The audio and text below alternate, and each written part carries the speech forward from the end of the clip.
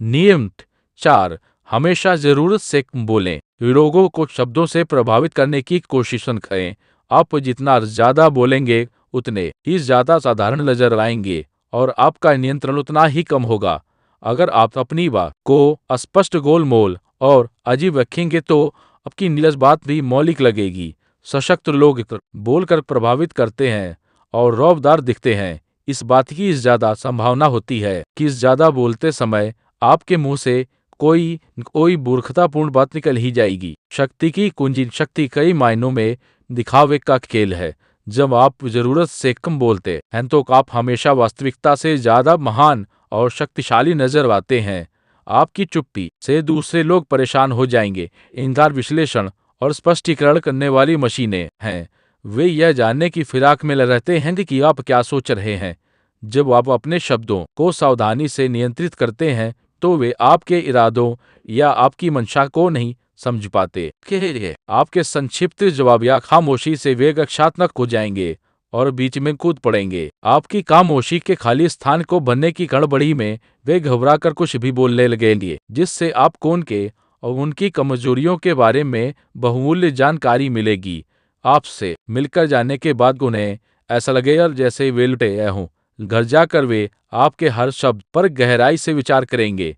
आपकी संक्षिप्त टिप्पणियों पर जब लोग अतिरिक्त ध्यान देंगे तो इससे आपकी शक्ति तो बढ़नी ही है। युवावस्था में चित्रकार एंडी वारहोल को यह समझ में आ गया कि लोगों से बातें करके उनसे अपना मनचाहा काम करवाना असंभव है। बातों से लोग आपके खिलाफ हो जाएंगे, आपकी इच्छाओं के विपरीत काम करेंगे और अपने दुष्ट स्वभाव की वजह से आपकी अवज्ञा करेंगे। उन्होंने एक मित्र से एक बार कहा था, मैंने यह सीखा है कि जब आप चुप रहते हैं तो दरअसल आपके पास ज्यादा शक्ति होती है। वादिक के जीवन में वारहोल ने इस तकनीक का इस्तेमाल बहुत अच्छी तरह किया। इंटरव्यू में वे भविष्यवाणी और की तरह बहुत संक्षिप्त वाक्य बोलते थे। वे कोई जटिल और रहस्यमयी बात कह देते थे और इंटरव्यू लेने वाला इस उधेड़बुन में रहता था कि इसका जाने क्या मतलब होगा। वह सोचने लगता तथा कि वारहोल के अर्थहीन दिखे हुए वाक्यों के पीछे कोई गहरी बात छिपी होगी।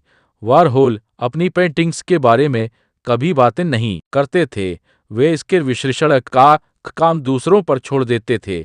वे अपने काम के बारे में जितना कम बोलते थे, दूसरे लोग उसके बारे में उतनी ही ज्यादा बातें करते थे और लोग उसके बारे में जितनी ज्यादा बातें करते थे, वारहोल की पेंटिंग्स उतनी ही ज्यादा महंगी बिकती। जरूरत से कम बोलकर आप अपनी शक्ति का नाटकीय को बहुत ज्यादा बढ़ा लेते हैं। इसके अलावा आप जितना कम बोलेंगे, आपके मुंह से कोई मूर्खतापूर्ण या खतरनाक बात निकलने का जोखिम भी उतना ही कम होगा।